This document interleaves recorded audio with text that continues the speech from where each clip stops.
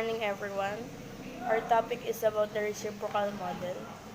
So first is the uses.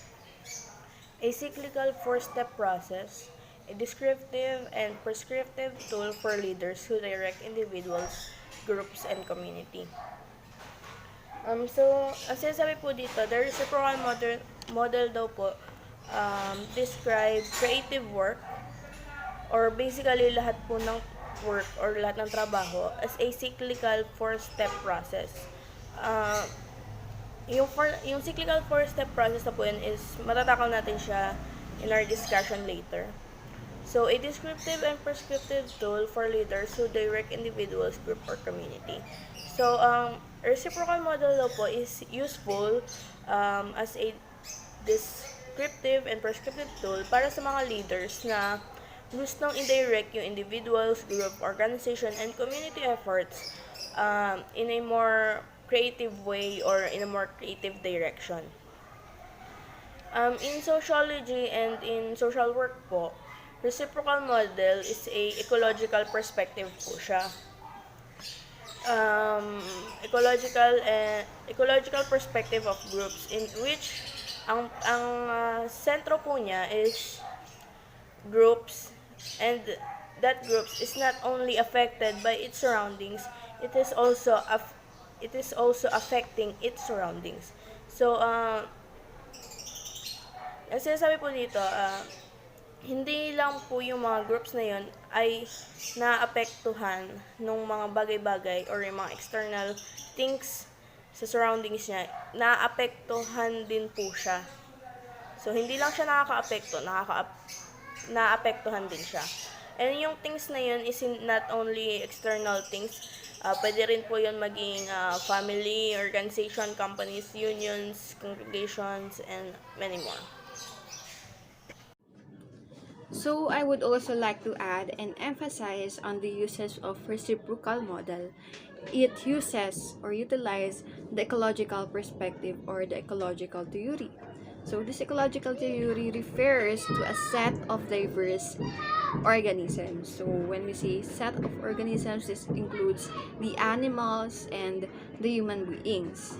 And also, apart from diverse organisms, it is also referred to a set of non-living environmental aspects. So this could be pandemic, natural disasters, natural phenomena, flooding, the light, water, marine, and so on.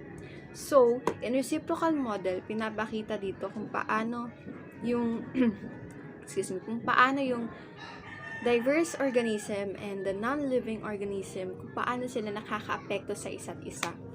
Kung paano yung human being naapektuhan ng pandemic, or kung paano ng human being naapektuhan yung flooding or other circumstances within the society, kung paano sila nakakaapekto, or it also includes in reciprocal model kung paano nakakaapekto yung grupo doon sa institutions, organizations. So yan, these institutions, families, organizations, agencies, institutions, it refers to the surrounding environment ng group.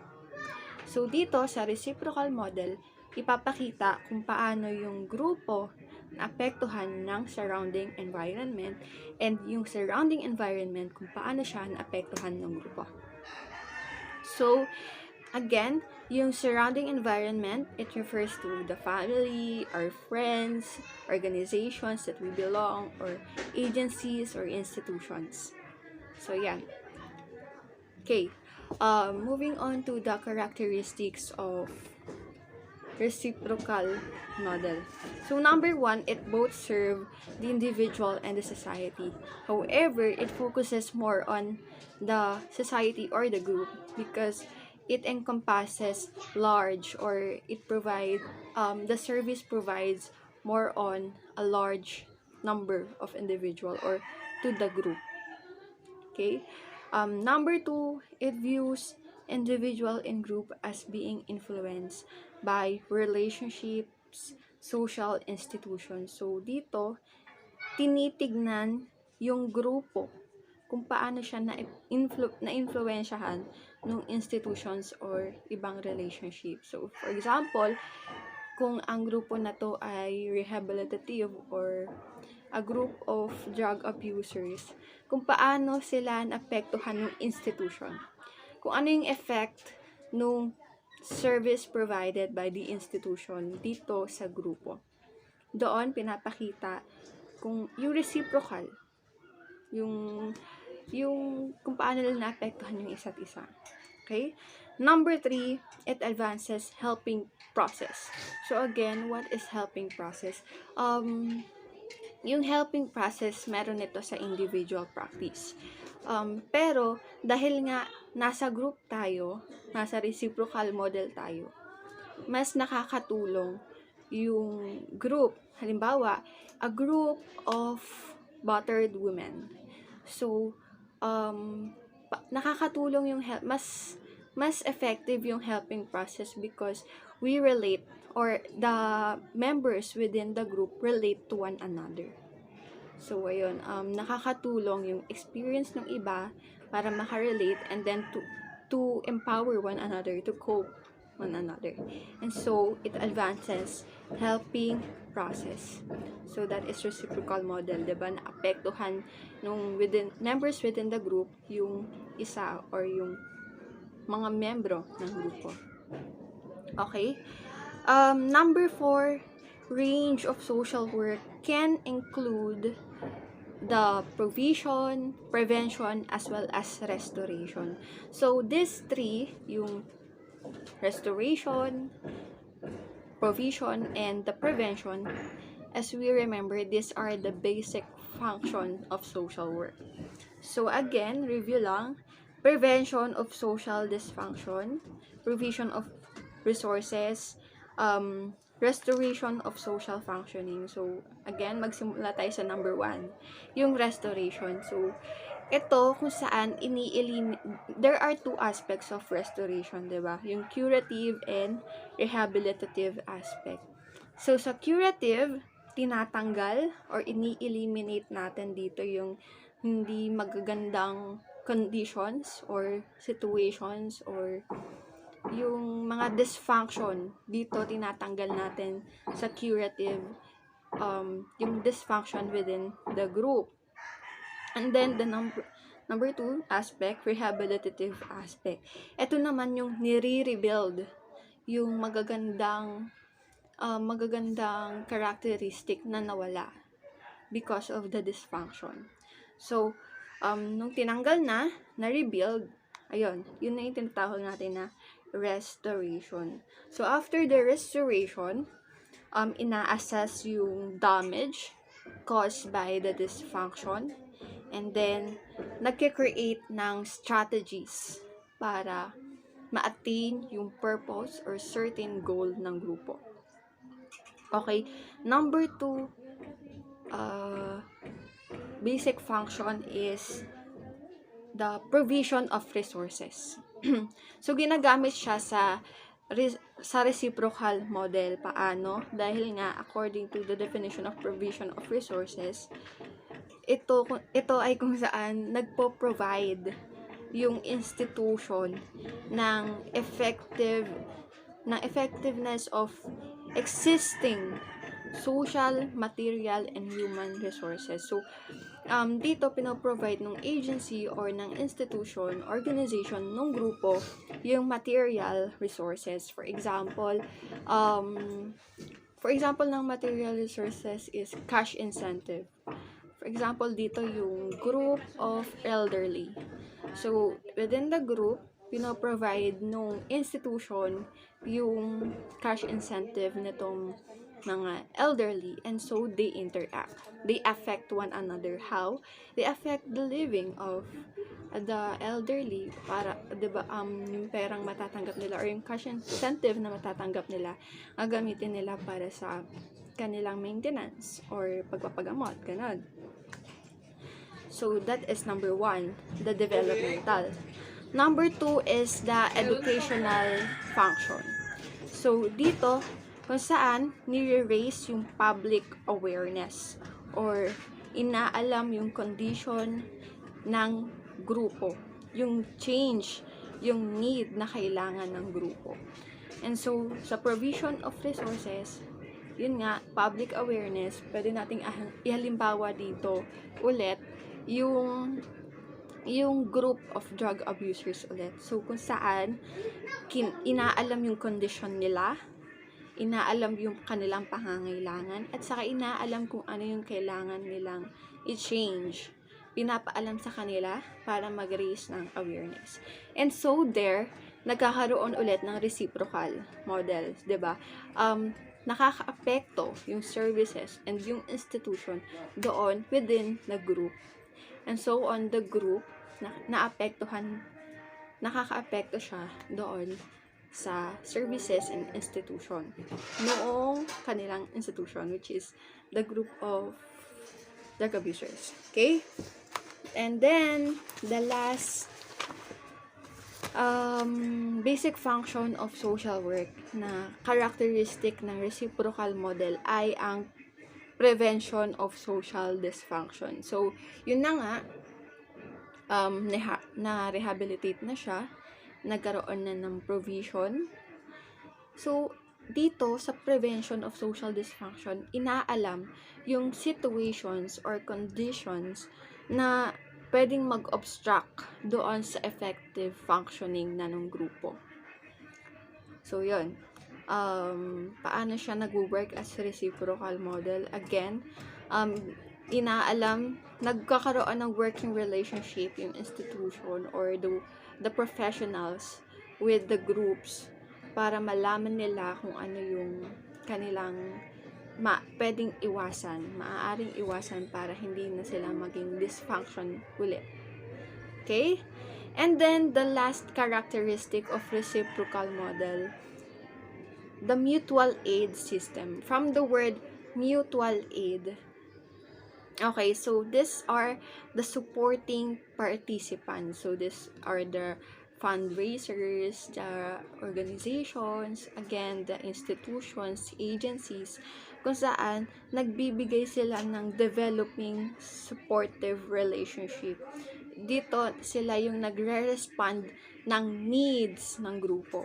So again, nagkaroon na naman ng reciprocal kasi pinoprovide nila yung pangangailangan ng grupo. And so, naapektuhan yung grupo dahil nagkakaroon ng provision of needs.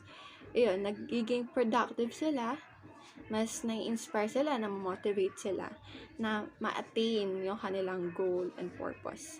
Okay? To achieve group goals. So, yan, since they are in a group. Okay. Number 3, role.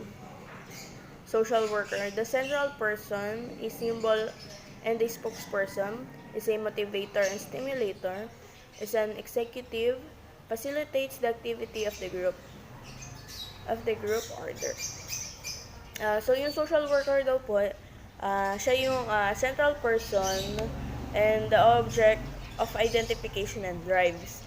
So the social worker is also the symbol and spokesperson na who tries to maintain the norms and the values of the society po. Social worker is also a motivator and stimulator and is an executive na nagpa-facilitate po the activities of the group order to gain the objectives po na parang the social worker facilitates the activities po in order para dun sa group na mag-gain po nila yung objectives na nung activity po natin. The role of the member. So, yan, the interbreeding organisms. So, they are interbreeding organisms, the members, the participants within the group. Ibig sabihin nito, they are the interacting. Sila yung nag-share nag-share ng same interest and has a common goal. That is the meaning of interbreeding organism. So, meron silang kaya sila nabuo dahil meron silang parehas na experience, parehas na condition, Kaya sila nagkakaroon ng interaction and understanding within the members of the group. And then, occupies a niche or a functional role. So, this is what we call the ecological niche. So, it include or observe interactions between biotic and abiotic. So, yun nga, nagkakaroon nga ng interaction between the abiotic and biotic. So, yun yung members. Okay? So the next is the activities. These activities consist of 4 stages. First one is appreciate what it is. Actually, we will tackle this later, pero i-browse ko muna para lang maintindihan nyo. So, the first is appreciate what it is. We need to appreciate the situation, the things that yung nangyayari sa atin ngayon. For example is we need to make the most out of it. For example, is this pandemic or this quarantine. Actually, for others, it is bad. Kasi nga, parang nasa bahay lang tayo and wala tayong ginagawa. Pero, if we will use these activities or processes, ang sabi dito, we need to appreciate what it is. So, we need to look at the positive side na makikita natin na if we appreciate it, ay pwede pala natin itong gawin stepping stone or pwede natin siyang gawin opportunity para mag-learn ng mga bagong activities na or bagong hobbies na matututunan natin. So, the next is explore. Ayun nga, dahil nga na-appreciate natin yung nangyayari sa atin ngayon, we could explore more para hindi naman tayo ma-bored sa nangyayari nga ngayon. So, we need to explore para magkaroon tayo ng mga bagong hobbies, yung mga curiosity natin, i-indulge natin siya para ay may mga matutunan tayo and may mga magawa tayong bago. So, the next is challenge what should be. So, parang dahil nga paulit-ulit na lang yung ginagawa natin.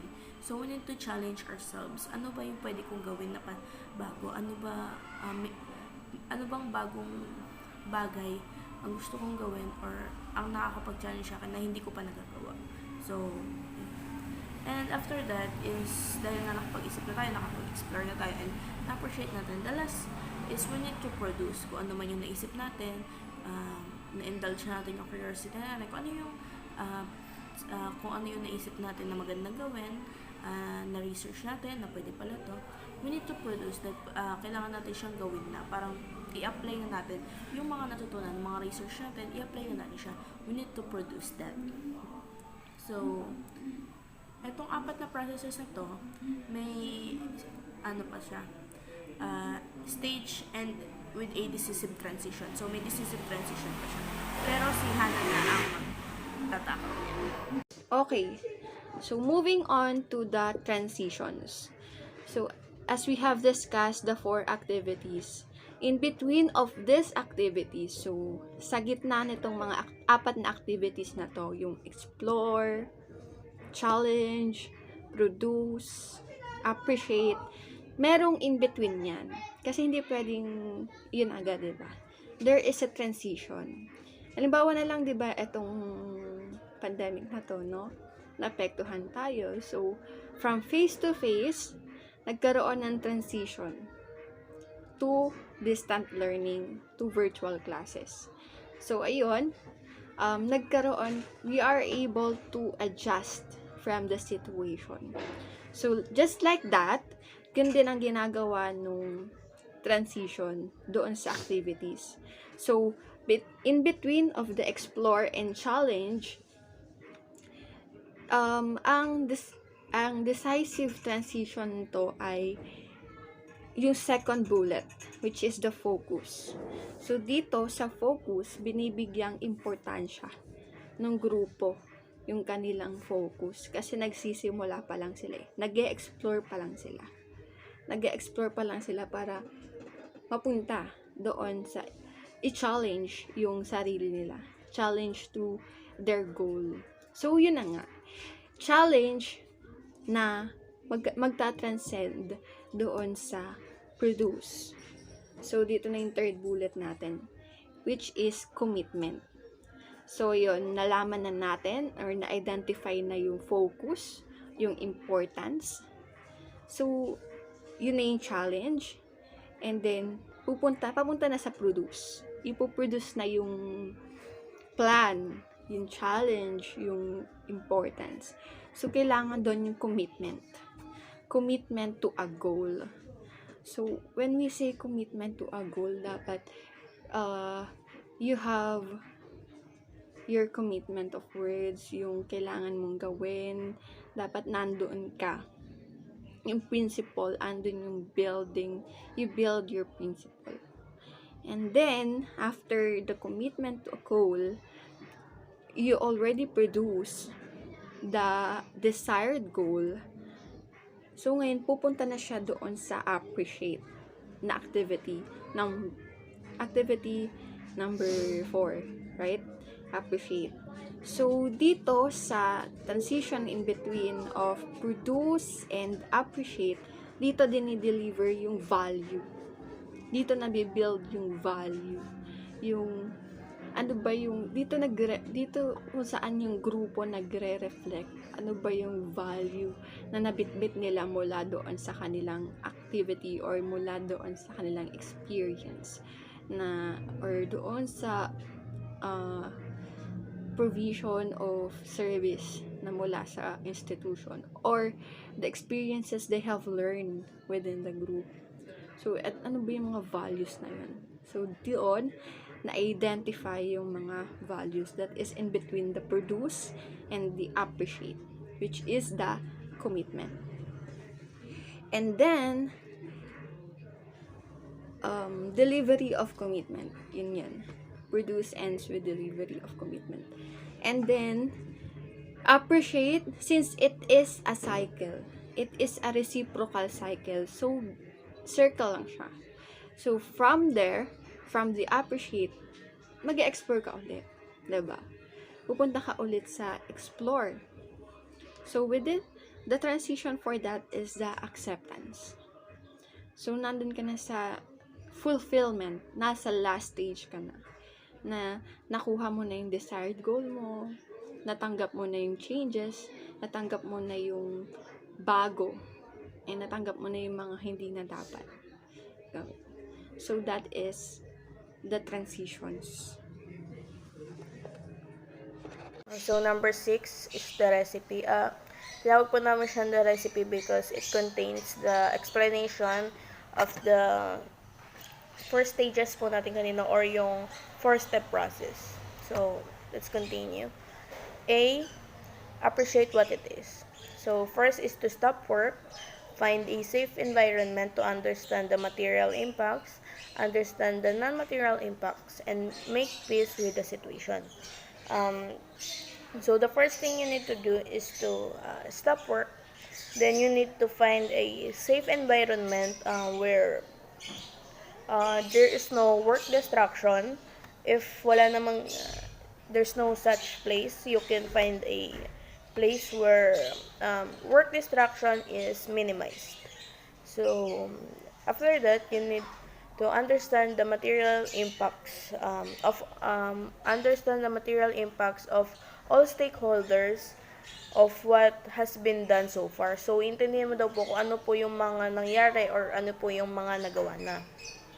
Then, after that, you need to understand the non-material impact. An example of this is emotional and spiritual, etc. Pero, don't forget daw po to understand the impacts on you and on your colleagues din po. And lastly, make peace with the situation as it is. An example po nito is to accept kung ano po yung nangyari. We need to accept that so we can make peace with the situation po. So, letter B po is to explore what could be. Let go of any feelings of responsibility, engage with the environment, indulge your curiosity, come to a realization about what is really important. So the first is let go of any feelings of responsibility. If you read it in that way, parang it sounds bad po kasi parang magle-let go ka sa mga responsibility mo. Pero the meaning of that is not that bad naman po.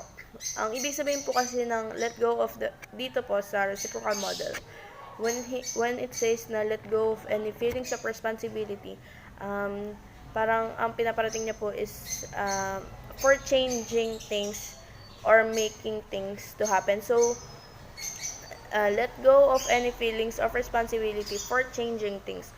So, if masyado po kasi tayong nakakapit sa isang bagay or masyado na po tayong naka-hold on doon, hindi parang mahirap po sa atin na mabago yung mga bagay-bagay. So, we need to let go of that things or we need to let go of the feelings of responsibility to that things para magkaroon po tayo ng changes or we can make things happen nga po. The next is engage with the environment. So, this is very important po. So, we need, as a worker, or we need to engage ourselves po dun sa environment na gagalawan po natin or which we are operating. Kailangan po natin i-familiarize yung sarili natin. We need to engage ourselves. So, the next is indulge your curiosity. Indulge your curiosity and playfulness. Enjoy yourself. So, parang pagganahin daw po natin yung curiosity natin and playfulness. We need also to enjoy ourselves. So, the last one is come to a realization about what is really important. So, after engaging with the environment, after changing things and indulging our curiosity, we need to come to realization kung ano po talaga yung importante. So, an example of this is to focus. We need to focus para ma-realize natin kung ano ba talaga yung importante. So, letter C. Challenge what should be. First, rearrange your feelings, identify strategies, challenge each strategy. Don't forget what is important, and lastly, settle on one strategy. So first, sabi po dito is rearrange your feelings. Ang ibig sabihin po nito is rearrange your feelings of responsibility. So kanina, we need to let go of our feelings of responsibility to make changes or to make things happen. Ngayon naman na nakapagbago na po tayo or may changes na, we need to rearrange our feeling of responsibility naman po to make those changes to happen. So, second is identify strategies. Identify strategies to bring what is really important into being. So, kailangan po natin ng, hindi lang dapat gagawin natin ng basta-basta or basta lang tayo kilos ng kilos. We need strategies po to bring kung ano po talaga yung importante. And para madali rin po natin siyang magawa. So, third is challenge each strategy. Ruthlessly but respectfully challenge each strategy using appropriate criteria. So, syempre po, magkakaroon po tayo ng maraming strategies. Kasi different ideas po So, kailangan po natin ng different strategies. Pero ang pinakakailangan po natin is isa lang yung gagamitin naman natin na strategy. So, ay nga po, ruthlessly but respectfully, we need to challenge each strategy para malaman po natin kung alin po sa mga strategies na yun yung pinaka-effective and kung alin po dun sa mga strategies na yun yung pinaka-makakatulong sa atin para magawa yung pagbabago. Or kung ano po yung pinaka-appropriate sa atin. So, next is don't forget what is important. So, wag daw po natin kakalimutan kung ano po talaga or what is really important. Lastly is settle on one strategy.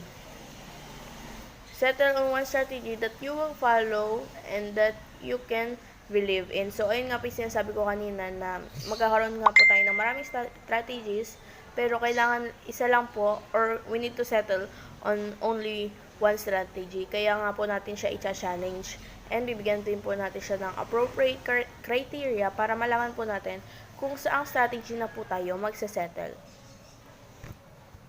So, letter D. Produce what will be.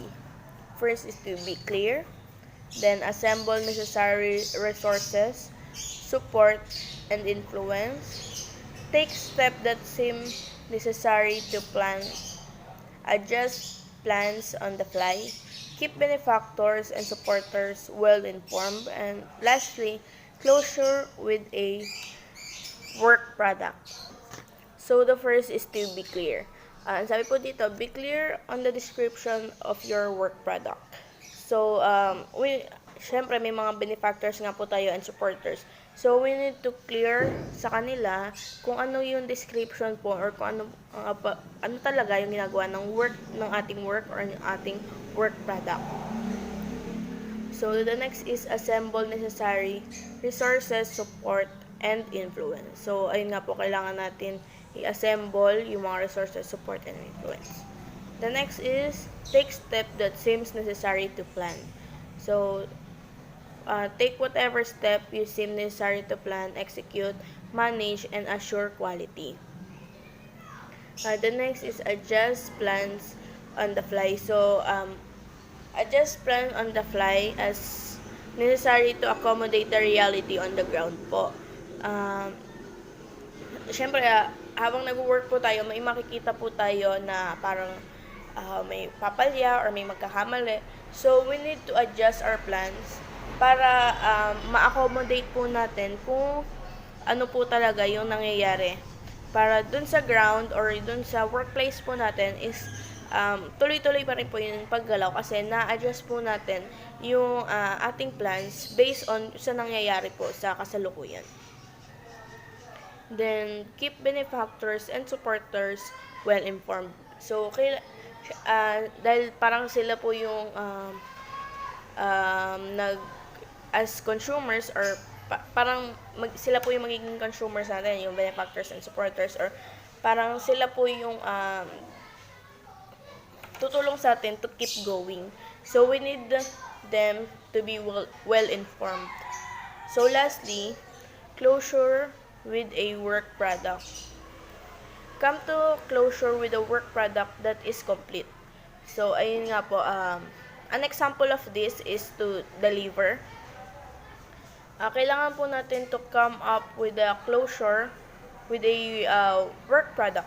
Kung ano na po talaga yung ating work product na kompleto na po.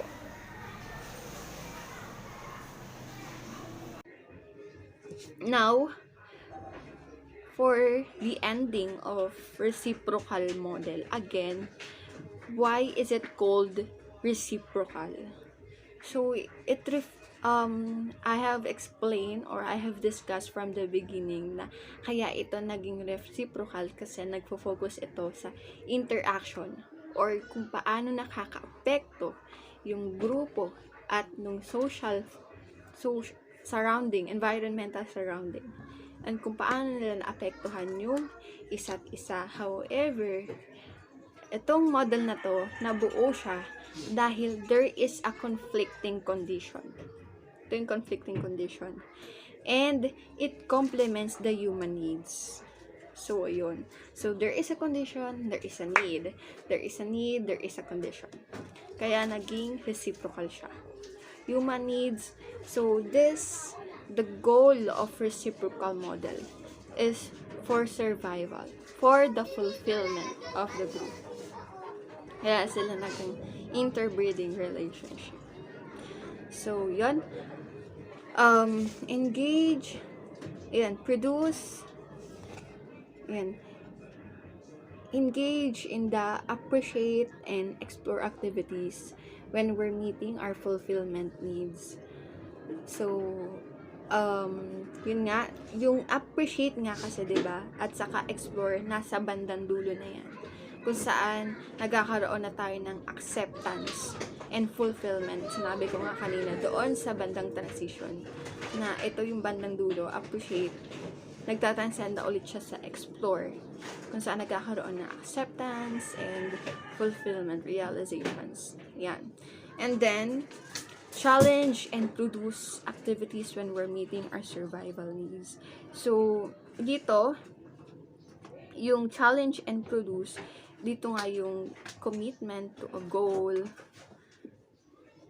Kasi nga, 'di ba, sa challenge, inaalam natin yung ating needs, ating dapat baguhin. So, ayun, kaya nagtatranscend siya sa explore, nagkakaroon ng acceptance. And then, for profit organizations, so, ito yung mga kumikitang organizations, yan, tend to overemphasize the produce activities. So, examples nito, so, yan, produce activities. So, yung diniscuss ni kanina na produce activity, di ba, it refers to the determination and the, when we say for-profit organization, their goal is to attain or to achieve tangible. So, kaya, kailangan nila ng determination to produce and to attain these tangible goals. Well, on the other hand, the altruistic organizations, these are the voluntary organizations or the non-profit organizations. So, overemphasize the explore activity. So, ito yung pinakaunang activity, diba? Work could be discover interesting possibilities. So, dito, inaalam pa lang yung strengths, possibilities, and so on. And, ini-explore yung wisdom of imagination. Okay? And, all 4 activities must be given their full due with no skipping, rushing. Bakit? Dahil kapag nag-skip doon sa 4 activities or kapag ninadali, it may affect the quality of the value, the quality of the importance. May affect the quality, sustainability, satisfaction, and the participants as well. So number 8, the interactionist approach. It is developed by William Schwartz. The job assignment of social work in society is to mediate the process, mutual need of self-fulfillment. So this interactionist approach po is a group work theory na dinevelop nga po ni William Schwartz, and siya po yung naniniwala na the job assignment po of the social work sa ating society po is which tayo po yung accountable is to mediate the process or pabilisin po yung process through which the individual and the society reach out to each other po through a mutual need of self-fulfillment. Ayun nga po yung sinabi dun sa pangatlo. The mediating an action of social worker is the key concept of this approach. So, ayun po yung parang yung key concept dito sa interactionist approach is the mediating an action of the social worker. The mediating function. So, the first person, situation, instruction. The function of social work is to mediate transactions. There are 2 interrelated responsibilities. The first one is helping each individual client negotiate the system. And number 2 is helping the system reach out to incorporate the client. So, dun sa first bullet, sinasabi po niya na yung social work, ang focus po niya, social work has its focus of concern the person, situation, instruction. So, ayun nga po yun sa first bullet. It calls upon practitioners to direct their efforts not only to the person or to the situation, but to the relationship between the two. So, as a social worker, hindi lang dapat, or practitioners, hindi lang dapat tayo nakafocus or hindi lang dapat nakadirect yung efforts natin dun sa person or dun sa client, and hindi lang dapat din dun sa situation, but sa relationship between yung client and the situation itself. So, according to Schwartz, the function of social work is to mediate transaction between people and the various system through which they carry on their relationship with the society, the family, peer group, the social agency, the neighborhood, the school, the job, and others. So, ayun nga po. Ayun po yung function ng social work, to mediate transaction between the individual and the various system around that individual or around the people. So, parang tayo nagkikarry on dun sa relationship ng individual to the society. So, to interrelated responsibilities naman po. Itong part naman po to is on the part of the worker. So, yung sa one po is helping each individual and client negotiate with the system. So, tutulungan daw po natin yung clients na makipag-negotiate or makipag-connect dun sa system where the crucial of the problem is kung nasan po yung problema. And sa number 2, parang vice versa naman po. We will help the system po to reach out with the client naman po, to deliver the services and carry out the function in the community po. So, parang pinagbaliktad lang po yung 1 and 2. So, ayan po yung diagram natin. The diagram represents the relationship of forces at play as viewed in the interactionist approach. So, may tatlong bilog po tayo. Client, individual, or group. Then yung sa isa naman po, system, group, agency, or others. Then yung sa bilog po sa baba is the social worker. So, the relationship between the two system, yung client, individual po, and the system group, seen as a symbolic one po, with each needing other for its own life and growth. So, yung individual and group and yung system, group, agency po, they need each other po para magpatuloy po yung life and lumago or yung growth po. And each reaching out for the other with all strength it can command at given moment. So, kapag nag-reach out daw po sila sa isa't isa, with all strength, makakapagbigay daw po sila ng command at given moment. However, may mga sometimes may mga obstacles and difficulties na nagbablock po dun sa engagement between the two systems. So, yung sa individual and group and system and group, so they need each other po para lumago and mabuhay. Pero minsan may obstacles and difficulties na humaharang po sa kanila. And kapag nangyari po yun, doon na po dadating or doon na po magwo-work yung social worker. So, parang the social worker is the third party whose skill is to mobilize in order to help the client system overcome the difficulties which block such engagement. Ayun nga po. Yung social work is the one that mobilize or help the client and the system para ma-overcome po nila yung difficulties nila.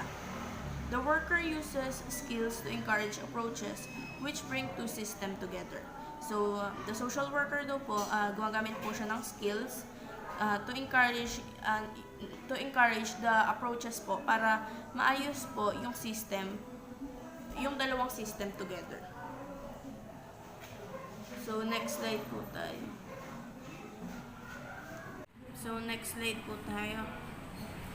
So, andito po pala yung sinabi ko sa inyo kanina. The relationship between the two systems is seen as a symbolic one, with each needing the other for its life and growth. So, yun nga po, kailangan po nung isa, the individual and groups, dun kailangan po niya yung system, group, agency para mabuhay and para lumago po. And each reaching out to other with all the strength it can command at a given moment.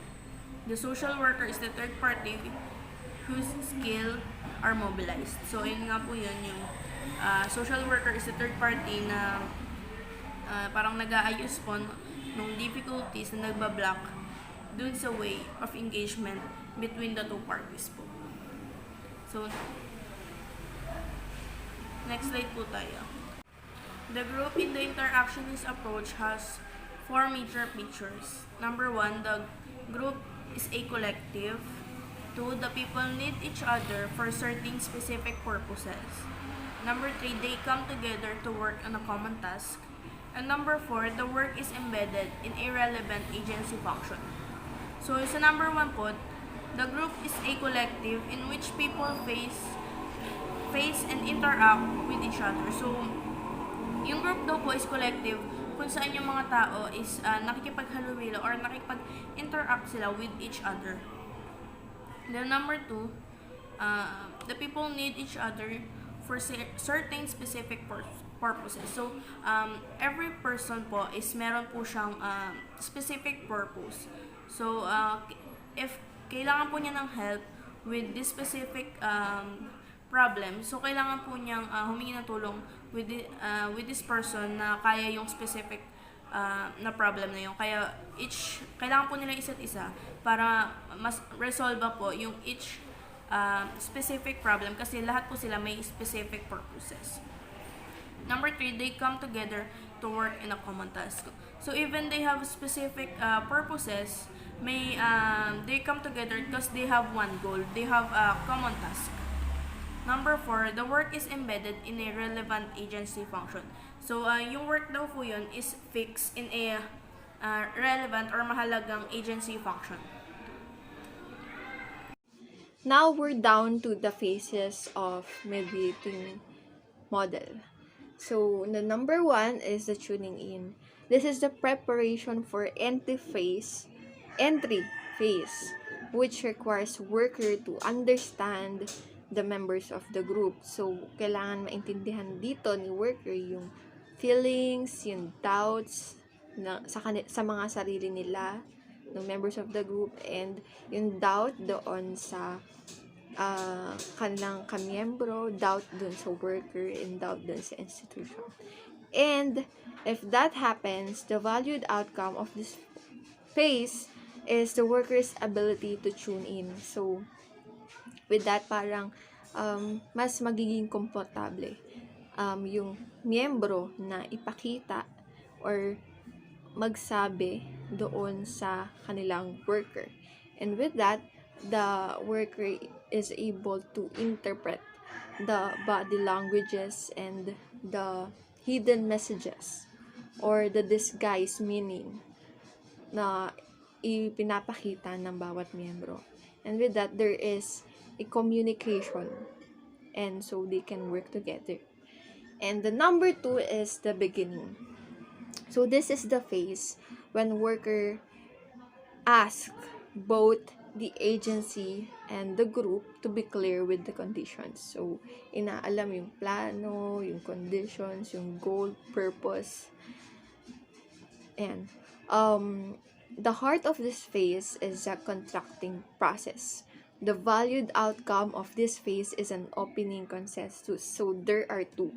For the members, inaalam yung kanilang kailangan from the worker and from the agency offers. And for the worker, dito hinahati or dinidivide, pinapartialize yung task and ina-assist ni worker yung group to establish some of the ground rules and procedures designed to facilitate problem solving. So, para mas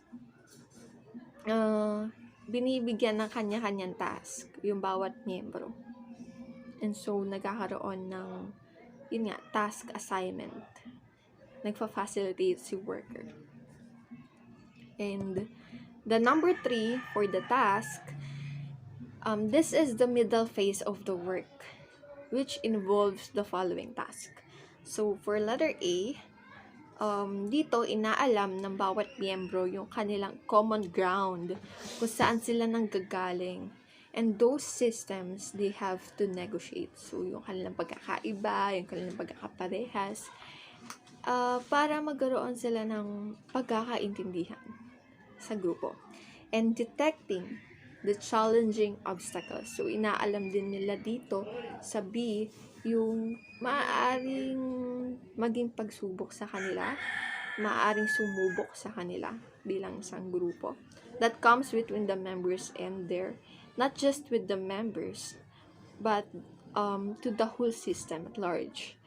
For the letter C, the workers contributing ideas, facts, values that may be useful. So since the worker is a professional who is literate with the group, with the social group work, so meron siyang mga alam na pwedeng magamit ng grupo, and so the worker has to contribute these facts with the group to avoid